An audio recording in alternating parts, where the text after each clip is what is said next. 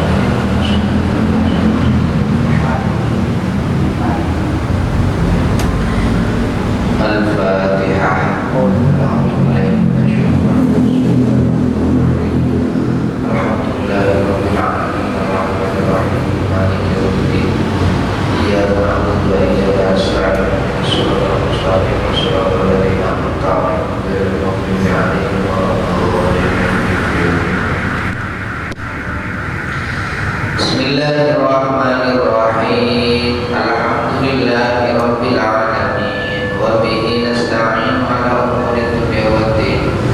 Wassalatu wassalamu ala asyrafil anbiya wal mursalin sayyidina wa maulana Muhammadin wa ala alihi wa sahbihi ajma'in. Wa la haula wa la quwwata illa billahil aliyyil azim. Subhanaka la ilma lana illa ma 'allamtana innaka antal alimul hakim. Rabbi shrah li sadri wa yassir li amri wahlul 'uqdatam min lisani yafqahu qawli. Rabbi zidni ilma warzuqni fahma. Amin. Wa qala al-musannif rahimahullah ta'ala wa na'udzu billahi amin ya rabbal alamin. Jemaah Masjid Al-Mubarak yang dirahmati Allah, alhamdulillah berkat rahmat Allah Subhanahu wa taala kita pada kesempatan kali ini bisa hadir di majelis ini. Insyaallah majelis ini adalah majelis yang penuh dengan barokah di momen yang Ramadan, di tempat yang mulia dan dengan kegiatan yang mulia. Harapannya mudah-mudahan apa yang kita lakukan ini menjadi tambahan amal ibadah Ramadan kita, sehingga amal Ramadan kita ini dicatat sebagai amal yang nantinya mendapatkan pahala yang luar biasa dari Allah Subhanahu wa taala. Jemaah yang dimuliakan Allah, insyaallah setiap Sabtu kita akan bertemu dengan satu kegiatan, yaitu fikih puasa dan zakat. Jadi di pertemuan pertama dan kedua insyaallah kita akan membahas fikih puasa.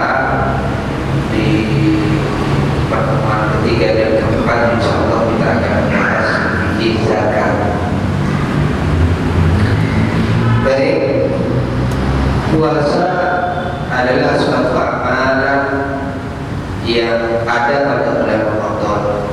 Jadi kita tahu bahwa bulan Ramadan adalah bulan khususiyah, bulan yang mana bulan ini menjadi sebuah ciri khas atau kekhususan daripada umat Nabi Muhammad, yang mana umat-umat sebelum Nabi Muhammad itu tidak diberikan oleh Allah segala hal, segala fadilah, segala maziyah, segala keutamaan yang ada pada bulan Ramadan. Dan di antara amalan yang ada pada bulan Ramadan itu adalah siyam atau puasa. Jadi dari sekian rentetan amal ibadah yang dianjurkan pada bulan Ramadan, amalan kuncinya, amalan induknya itu adalah amalan siyam, puasa di bulan Ramadan. Yang mana puasa bulan Ramadan ini ijma ulama, bersepakat para ulama berdasarkan nas Al-Quran dan juga hadis, ini hukumnya fardu ain.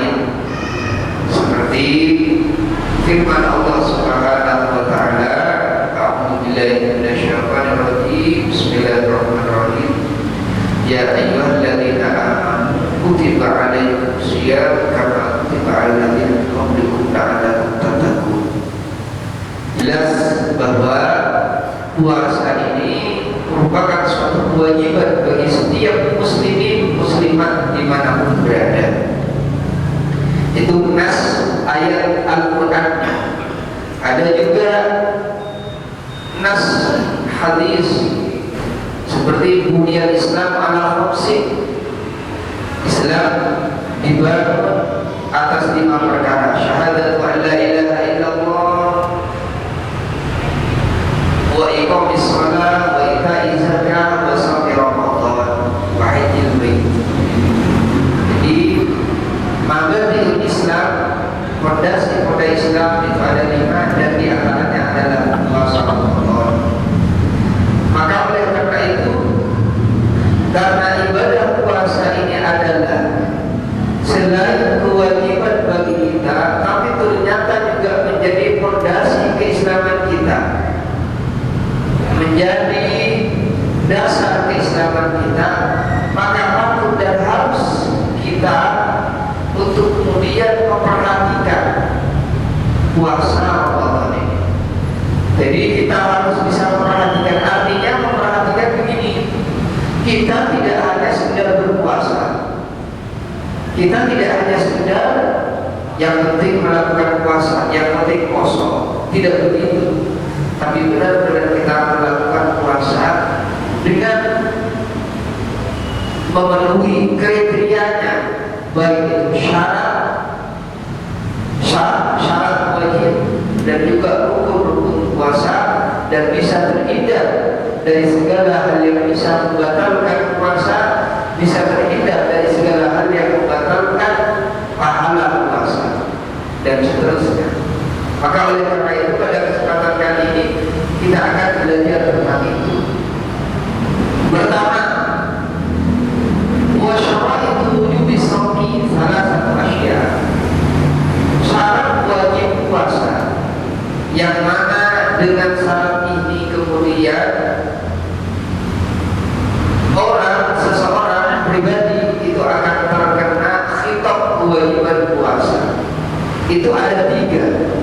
Salah satu asya ada 3. Dalam kitab-kitab yang lain itu ada 4, namun tidak berbeda, sama saja. Syarat wajib puasa itu ada 3. Al-Islamu, yang pertama Islam, wal bulugu yang kedua balik, wal aqlu yang ketiga berakal. Jadi siapa saja yang memiliki kriteria 3 hal ini, maka berarti dia sudah termasuk orang yang wajib berpuasa. Pertama, Islam. Orang yang pernah Islam, maka ia wajib berpuasa.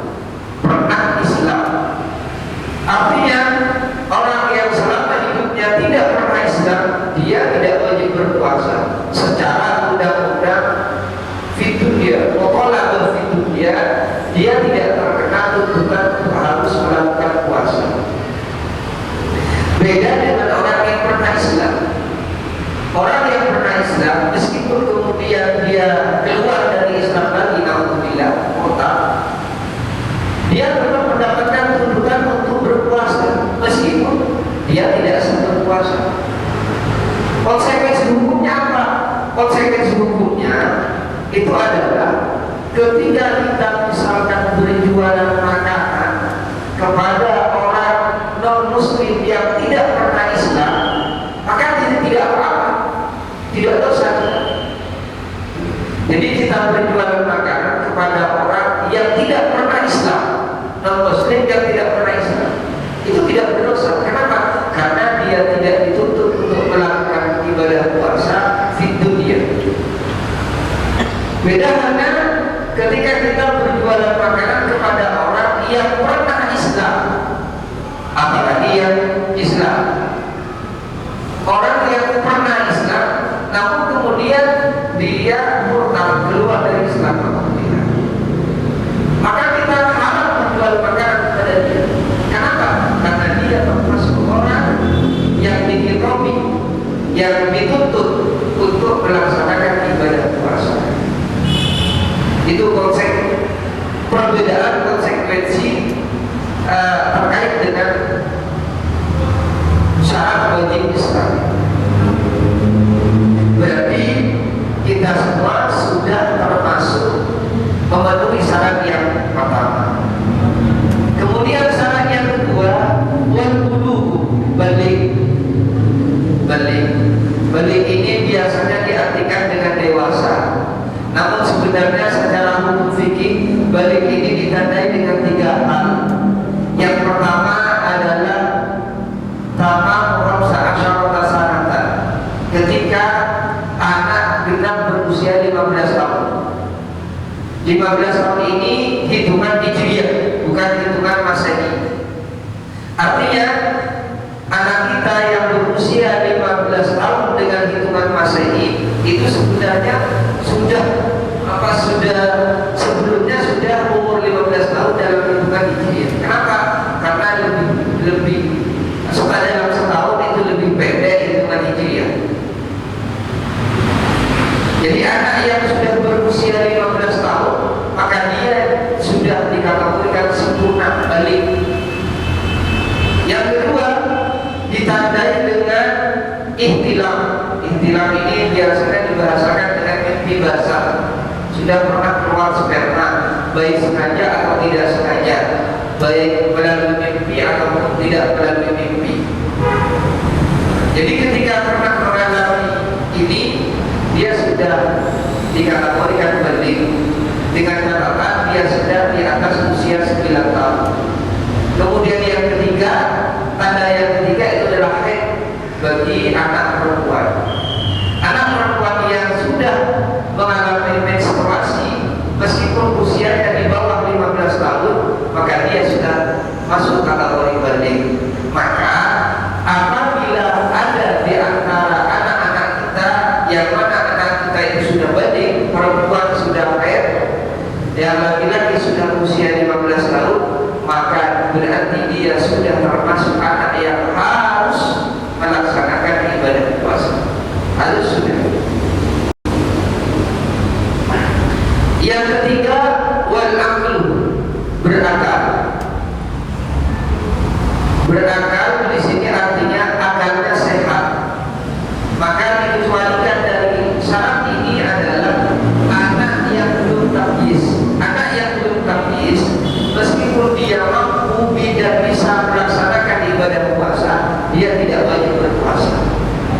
Dan juga dikecualikan orang yang gila atau stres yang parah, maka itu tidak wajib berpuasa. Tapi kalau stresnya masih bisa membedakan antara 50.000 dengan 100.000, ya tetap wajib berpuasa. Jadi tidak bisa kemudian stres deh, tapi tahu wajib puasa saja. Tapi bisa membedakan 10.000 lebih, bisa membedakan 10.000, 50.000, 100.000, ya wajib berpuasa kalau seperti itu. Nah, inilah 3 hal kriteria syarat-syarat yang mewajibkan kita untuk melaksanakan berpuasa. Sepertinya yang hadir di sini ini sudah wajib berpuasa. Baik, kita akan lanjut buat faraidus shaum. Ini adalah hal yang penting. Fardu puasa. Jadi puasa itu fardu itu adalah ma yatawaqqafu alaihi sihhatus sahih wa huwa juz'un minhu. Fardu puasa itu adalah pekerjaan puasa itu sendiri. Jadi yang dikatakan orang berpuasa adalah orang yang melakukan fardunya puasa, sehingga tidak mau tidak mau fardu puasa harus dilakukan. Kalau tidak, berarti kita tidak dikatakan orang yang berpuasa. Fardunya puasa itu ada 5. Di sini ada 5. Apa saja? An-niyatu, pertama niat.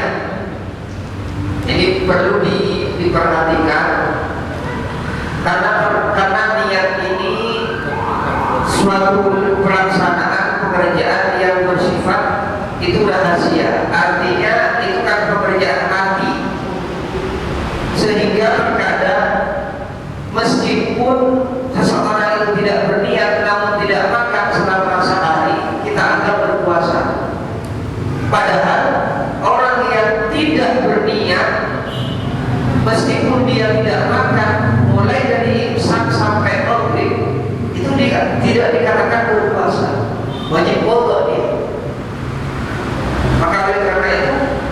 niat ini sangat penting dan harus diperhatikan. Niat puasa.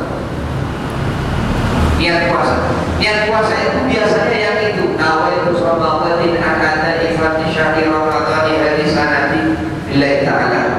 Saya berniat melaksanakan ibadah puasa esok hari, ibadah puasa Ramadan esok hari karena Allah Subhanahu wa taala.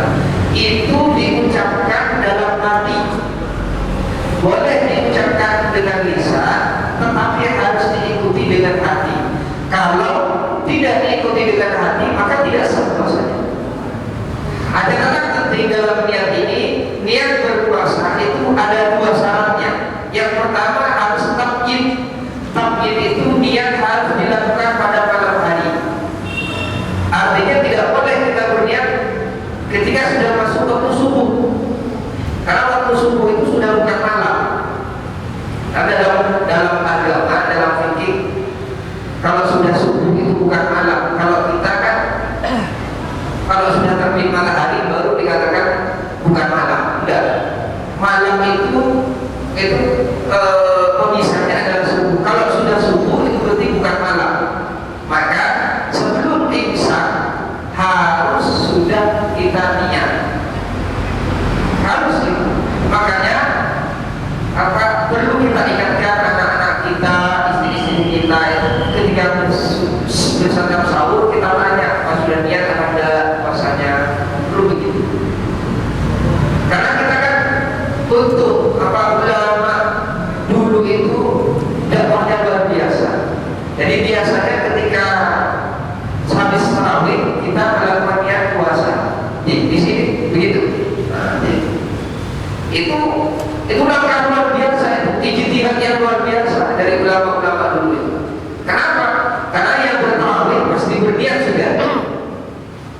Kalau yang tidak tarawih, ya Allah alam itu. Jadi niat bersama-sama agar apa? Agar mengantisipasi, agar tidak lupa. Karena dalam niat ini lupa ataupun sengaja itu sama. Kalau tidak berniat tidak sah puasanya meskipun lupa. Beda dengan makanan. Kalau kita makan dilakukan secara sengaja maka batal ibadah puasa kita. Tapi kalau dilakukan karena lupa, kita lupa bahwa kita sedang berpuasa lalu kita makan, itu tidak batal. Kalau niat baik lupa ataupun tidak lupa, ketika tidak berniat puasanya tidak sah, harus dipotong. Itu bedanya. Makanya perlu kehati-hatian. Kalau makan tidak usah hati-hati. Artinya kalau lupa malah enak. Jadi kalau lupa, wajib lupa. Jadi kalau memang lupa betulan, itu malah enak kalau makan. Lupa, takkan habis sepereng, kita apa juga. Tapi kalau niat harus hati-hati. Meskipun lupa, tidak berniat itu tetap membuat puasa kita tidak sah. Yang kedua harus niat setiap malam. Tidak boleh niat 2 malam sekali. Tidak boleh setiap malam, harus. Itu mazhab Syafi'i. Makanya dalam mazhab Syafi'i itu menganjurkan sudah taklid ke Imam Malik saja. Karena Imam Malik berijtihad boleh niat 1 kali dalam sebulan. Biasanya niat ini dilaksanakan setiap awal Ramadan. Di sini bagaimana? Ya, begitu ya? Di awal bulan-bulannya. Ya. Cuma perlu diperhatikan ini. Syarat niat 1 kali Ramadan itu sebagai antisipasi lupa. Tidak boleh kita sengaja tidak niat, tidak boleh. Kalau masih tidak lupa, kita taklid Imam Malik. Syaratnya itu puasa kita harus tidak putus. Itu syaratnya. Kalau putus, maka niat itu sudah tidak berlaku. Contoh, perempuan kan biasanya tidak bisa penuh. Jadi biasanya kan mengalami menstruasi. Tanggal 10 menstruasi sudah tidak berlaku sudah. Niat yang 1 bulan hanya berlaku dari tanggal 1 sampai dia terputus. Kenapa demikian? Karena alasan yang menjadi dasar begini. Kenapa Imam Malik kemudian cukup satu kali niat, karena mereka menganggap puasa 1 bulan Ramadan ini itu satu kesatuan, dikarenakan satu ibadah, satu kesatuan. Maka cukup niat satu kali. Seperti yang haji itu cukup ihram satu kali. Dengan beberapa ibadah, rangkaian ibadah yang dilakukan, ada tawaf, ada sa'i, ada wukuf, ada jumrah dan semacamnya. Itu beberapa rangkaian ibadah, tapi cuma wajib niat satu kali. Nah, jadi seperti itu kata beliau. Mazhab Syafi'i tidak puasa Ramadan itu setiap harinya ibadatul mustaqillah, ibadah tersendiri. Satu hari puasa, ibadah sendiri-sendiri. Buktinya apa? Kata Imam Syafi'i, buktinya ketika hari kedua batal tidak mempengaruhi hari yang pertama, tidak mempengaruhi hari yang ketiga, tetap hari yang kedua ini yang batal. Itu menunjukkan bahwa setiap hari itu ibadah mustaqilah, ibadah sendiri-sendiri, maka butuh niat. Itu yang logika yang dibangun oleh kedua mazhab ini. Nah, sehingga kemudian karena menurut Imam Malik itu puasa Ramadan itu adalah ibadah yang satu kesatuan, maka tidak boleh putus. Ketika terputus, maka berarti niatnya berlaku hanya di awal saja. Jadi paham ya? Nanti mungkin bapak-bapak mungkin satu hari putus karena berniat jauh. Nah, niat yang dilakukan kemarin sebulan penuh hanya berlaku sampai itu. Terakhirnya tidak berlaku lagi.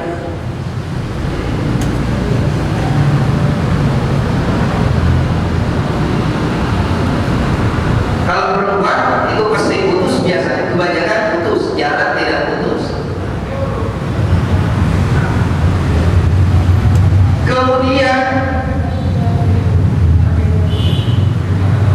fardu puasa yang kedua al-imsak, menahan diri, menahan anil akli wa syurbi wal jima'i, menahan dari makan, minum dan kemudian berhubungan suami istri.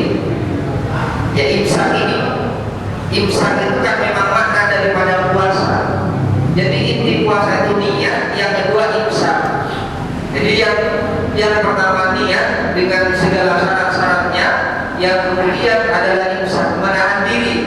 Kita menahan dari segala hal yang bisa membatalkan puasa. Di antaranya adalah makan, minum, atau segala sesuatu yang semakna dengan makan minum. Makanya ulama sesuatu yang membatalkan puasa itu di antaranya adalah duhulu ainin ila ma yusamma jaufan, masuknya sesuatu kepada rongga jalan tembus yang ada pada diri kita. Jadi perlu diperhatikan bahwa dalam diri kita ada jauh. Jauh itu meliputi telinga, mata, hidung, mulut, dan kemudian kubur-kubur. Ini jauh kita. Sehingga di jauh ini, di lubang-lubang ini tidak boleh ada sesuatu yang masuk ke dalam. Hati, telinga, mata, hidung, mulut, kubur-kubur, luar-luar. Dan kemudian telinga dan mata ini hilaf. Telinga dan mata ini hilaf.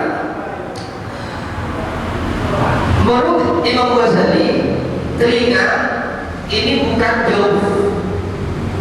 Sehingga kalau ikut pendapat ini, rekor kopek atau pakai obat tetes telinga itu tidak membatalkan puasa. Menurut pendapat ini. Kemudian mata juga hilaf. Mata juga hilaf. Ada yang berpendapat bahwa mata itu jauh, ada yang bukan. Sehingga jika kita mengikuti pendapat yang ini, yang mengatakan bukan jauh, pakai obat tetes mata, maka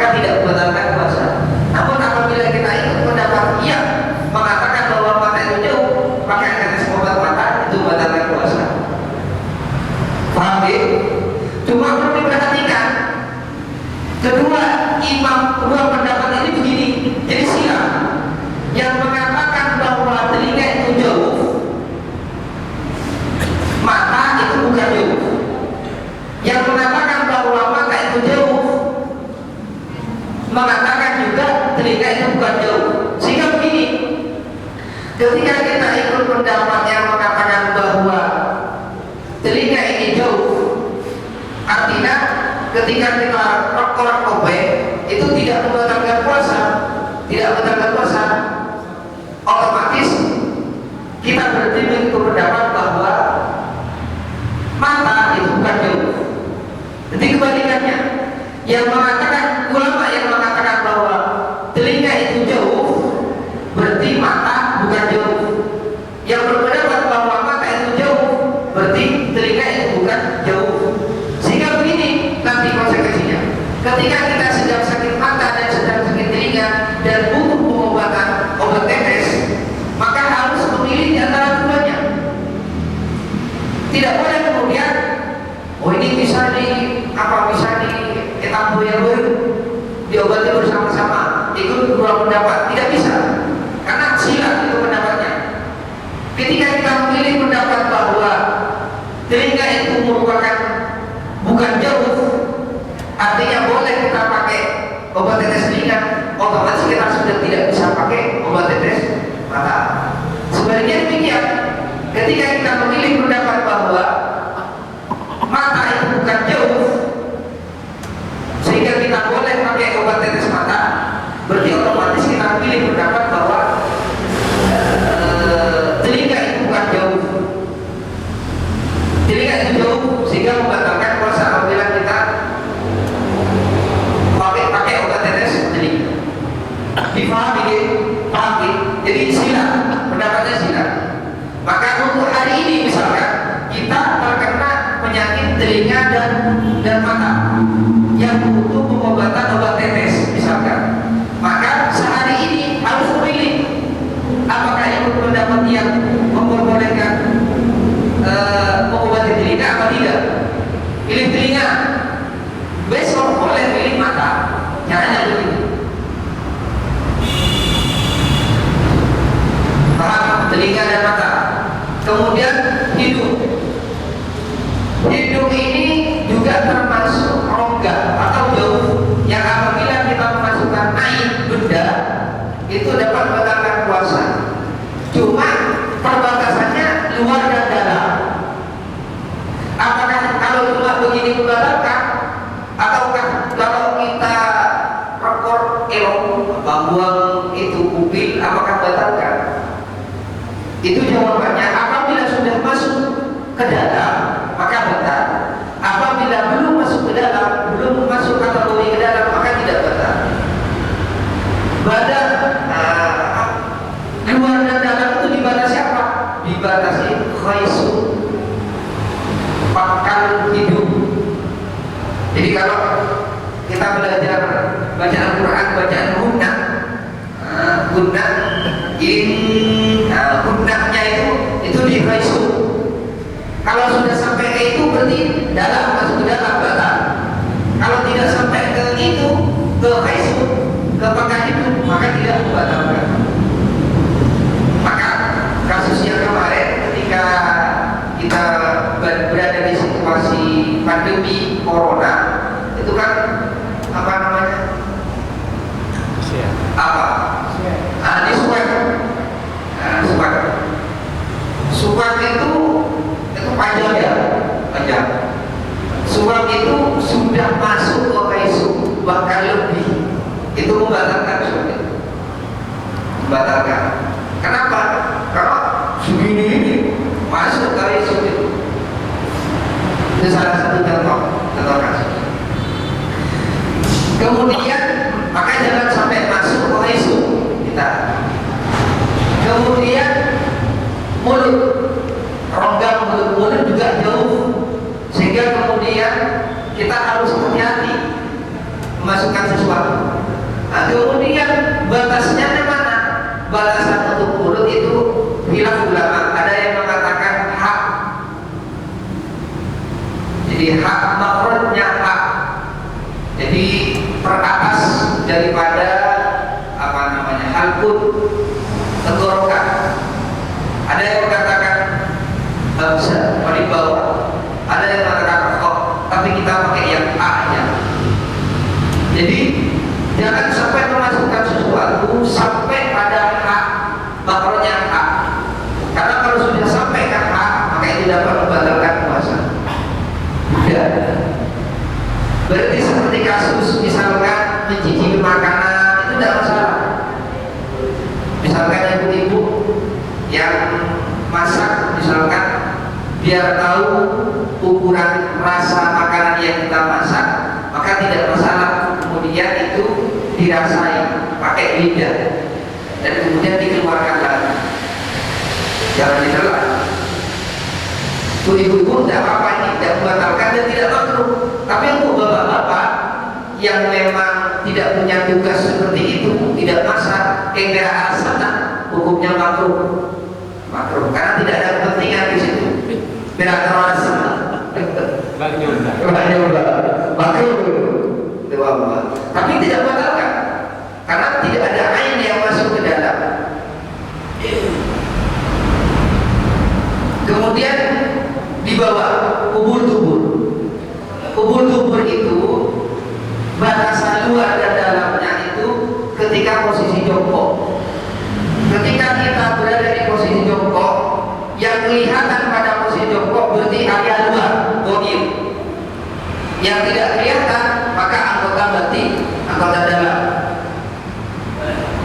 Maka jangan kemudian memasukkan sesuatu lebih dalam daripada bagian tubuh yang kelihatan ketika kita jongkok. Meskipun itu berdasarkan keperluan, misalkan kita istinja, akilah. Jadi tidak usah ditekan jari kita. Misalkan pakai jari jangan usah ditekan, tidak. Masuk sedikit pun itu membatalkan. Makanya dalam kitab fikih hati-hati ketika istinja. Jangan sampai ditekan ke dalam. Itu pun ini aja di luar ya. Pokok posisi kita jongkok itu sudah ini aja. Jangan sampai pakai jadi kemudian ditekan. Dapat membatalkan. Makanya kan apa? Dalam teori istihadah, perempuan yang sedang istihadah itu cara sholatnya kan disompak. Ya lubang darahnya, lubang istihadahnya disompak ke dalam, pakai kapas. Itu kalau puasa tidak boleh, harus disumbat di luar, tidak boleh dimasukkan di dalam, harus disumbat di luar.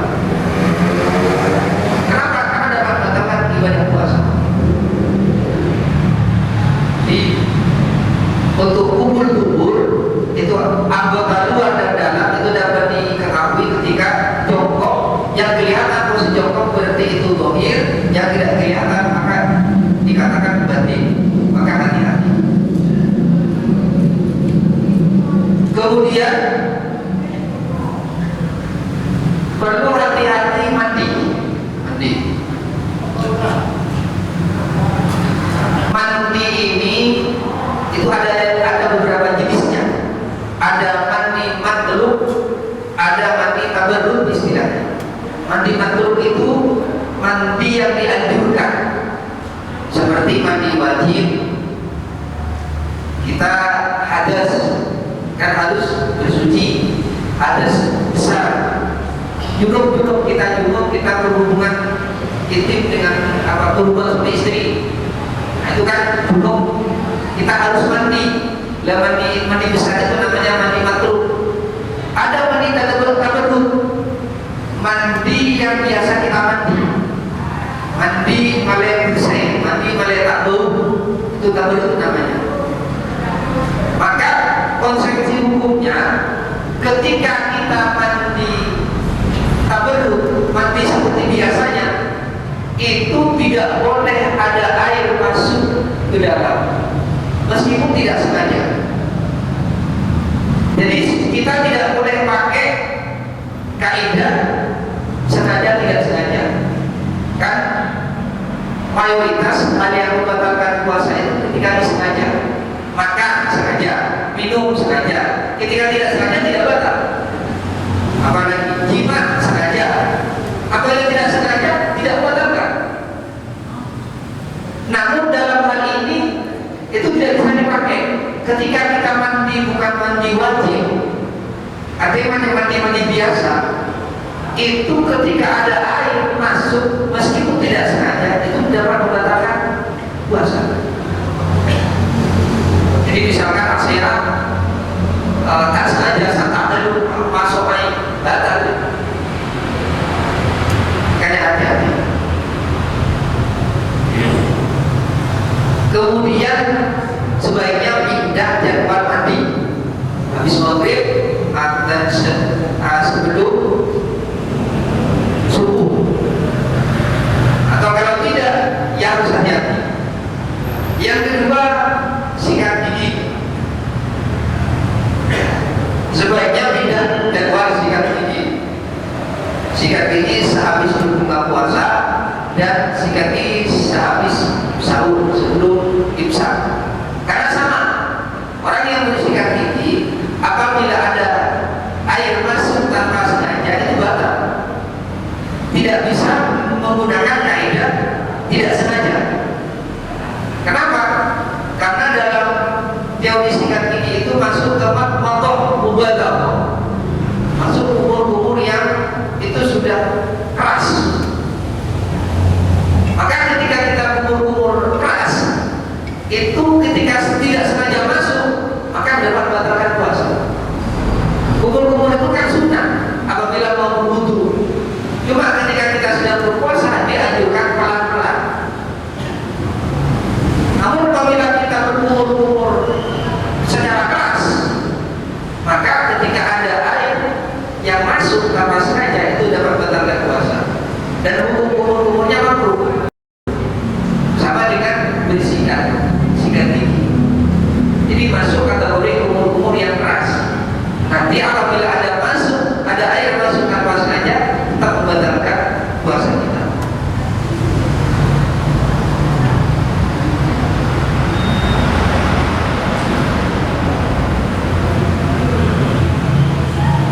Kemudian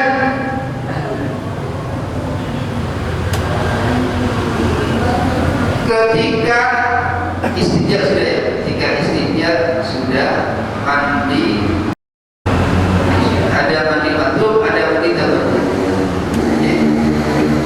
Ya mungkin itu dulu hal-hal yang berkaitan yang bisa membatalkan puasa. Monggo apabila ada pertanyaan atau permasalahan yang berkaitan dengan puasa, kami persilakan apabila ada pertanyaan.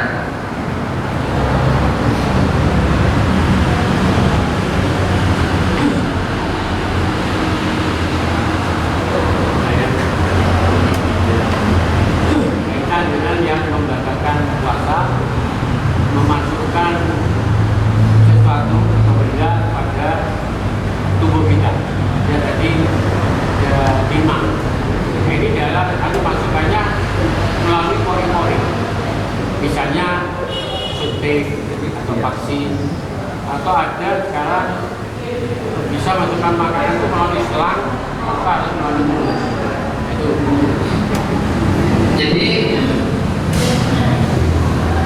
Jadi tadi dijelaskan bahwa hal yang membatalkan puasa itu memasukkan air, memasukkan benda, bukan udara, melalui jauh, melalui lubang tembus. Maka kemudian bagaimana apabila memasukkan sesuatu tidak melalui itu? Maka jawabannya tidak membatalkan. Asalkan jangan memasukkan itu kemudian tembus ke lubang jauh. Apabila tembus ke lubang jauh, lubang perut misalkan, memasukkan makanan dari misalkan dari pakai lubang dari leher, tapi tembusnya ke perut, batal. Sampai ada keterangan ada seseorang itu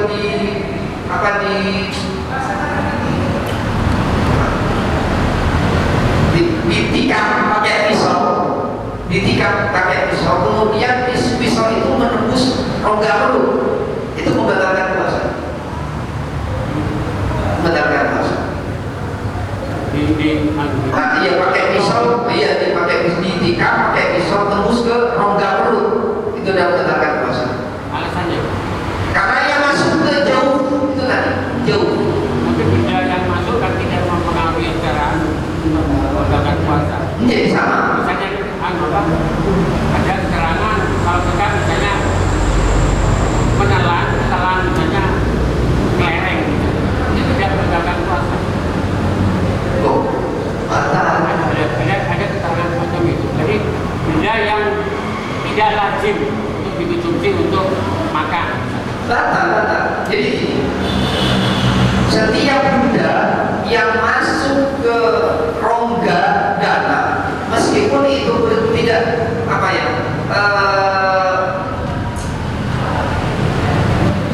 tidak menafikan daripada maksud puasa itu sendiri, yaitu lapar, tetap batal. Karena sudah merupakan aturan. Atau jadi tidak boleh meskipun misalkan kita swipe kan tidak mengenyangkan, tetap batal. Swipe masukkan sesuatu tidak tetap batal. Jadi bukan karena mengenyangkan atau tidak mengenyangkan. Tapi kalau disuntik? Nah, perbuatan suntik bagaimana? Untuk suntik sendiri itu tidak membatalkan karena masuk dari pori-pori dan tidak ke jauh, tidak ke lubang tembus, ke urat-urat. Sementara untuk infus itu pada dasarnya tidak batal, cuma karena penelitian bahwa itu bisa mengenyangkan dan memang itu adalah prinsip inti dari makanan itu sendiri, maka ulama kontemporer berijtihad itu dapat membatalkan. Maka sebaiknya kalau suntik tidak apa-apa, kalau infus sebaiknya jangan, karena dapat membatalkan. Jadi sekali lagi, meskipun tidak mengenyangkan tetap membatalkan. Meskipun mengenyangkan tetapi dilakukan dengan cara yang tidak membatalkan, tidak membatalkan. Contoh misalkan kita makan lupa hari pertama, kita lupa bahwa kita sedang berpuasa, akhirnya kita makan sepele, mari minum, mari udem, baru enak jam berapa? Itu tidak membatalkan. Itu tidak membatalkan. Kenapa? Karena meskipun itu mengenyangkan, itu tetap dilakukan dengan cara-cara yang tidak membatalkan, yang tidak melanggar syariat. Hukum-hukum syariat dalam tata cara berpuasa.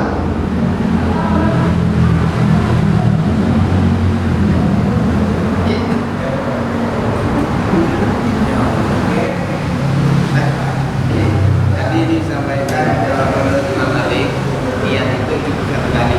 Jadi ketika datang di pertengahan, misalnya dapat 10 hari terus naik, maka niatnya sudah tidak berlakukan.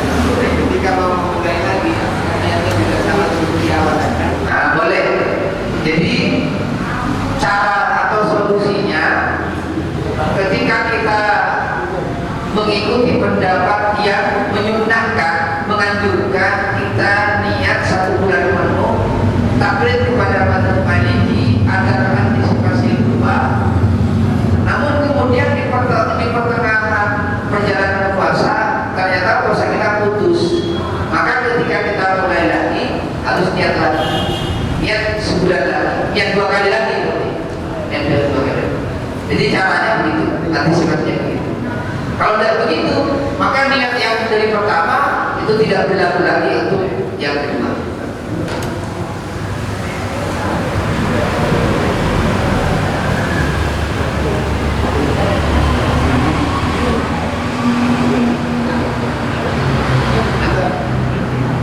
Kalau misalnya tadi terlanjur bergumur-gumur, terlanjur terang, itu kan tak tahu.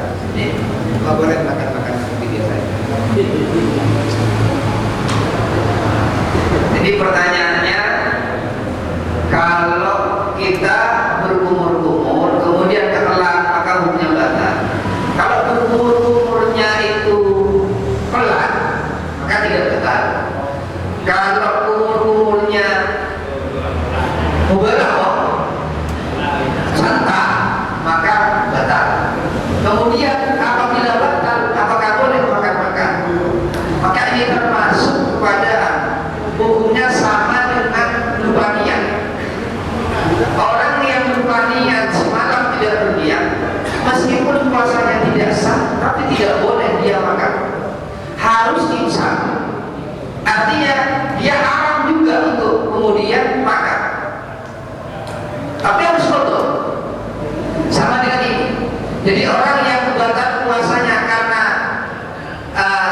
ifrat, karena keteledoran, karena tidak hati-hati, maka batal puasanya dan wajib qada, tetapi dia tetap harus wajib imsak. Wajib imsak. Jadi tidak boleh makan, tidak boleh minum, tidak boleh melakukan sesuatu yang membatalkan puasa. Tapi puasanya wajib qada. Tidak teruskan, tapi wajib qada. Beda dengan orang yang memang boleh tidak berpuasa, seperti musafir yang perjalanannya memenuhi kriteria untuk boleh tidak berpuasa. Nah, itu tidak harus imsak, boleh makan minum. Atau orang yang perempuan yang itu boleh dia tidak berpuasa, harus tidak berpuasa dan boleh makan minum. Kalau itu, jadi itu perbedaan hukumnya. Kesamaan hukumnya sama-sama wajib diqadha, tapi perbedaannya untuk yang ini tidak boleh makan minum, tetap harus seperti biasanya puasa, wajib diqadha. Untuk yang orang perempuan yang tidak boleh berpuasa dan wajib diqadha dan tidak perlu imsak, boleh makan minum. Ini hal kecil tapi juga jarang-jarang tahu terkadang. Kadang orang, wah udah betah ya makan, padahal tidak boleh, haram hukumnya, haram hukumnya ya.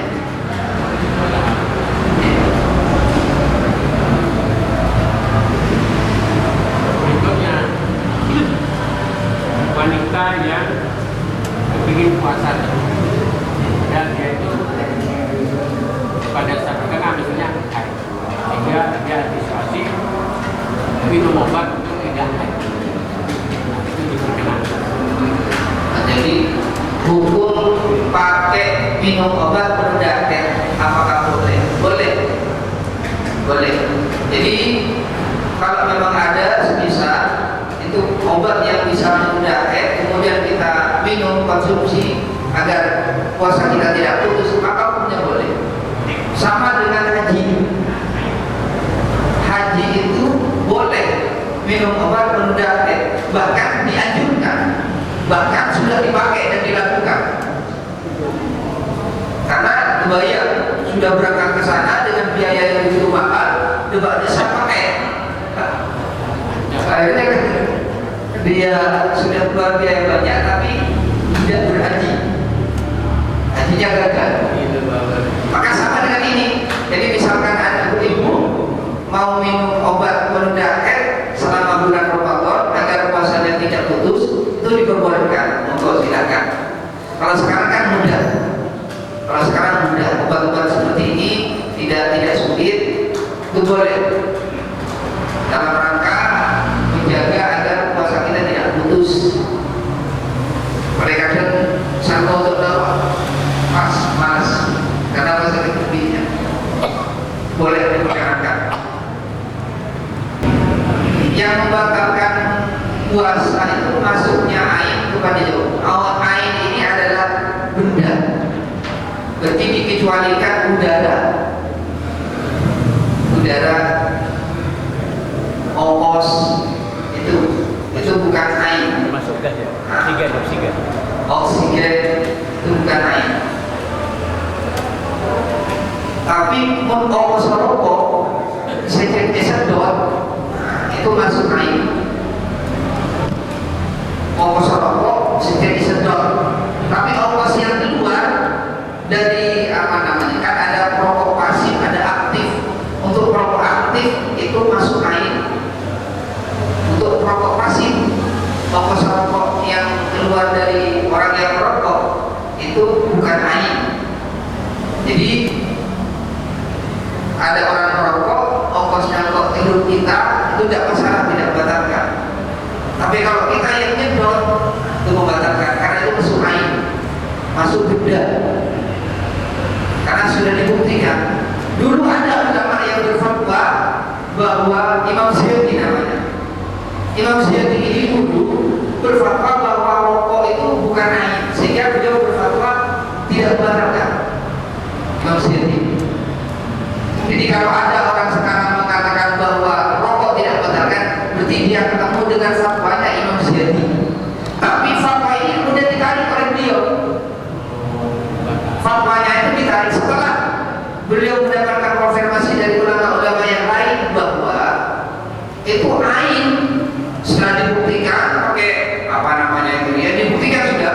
Setelah dibuktikan bahwa ongkos yang disedot langsung melalui rokok itu ternyata ain, kemudian belum menarik fatwanya. Karena ini ada di kasih fatwa saja. Kalian Imam Nawawi bahkan diterangkan oleh beliau. Imam Syafi'i ini gurunya pertamanya berfatwa rokok tidak boleh.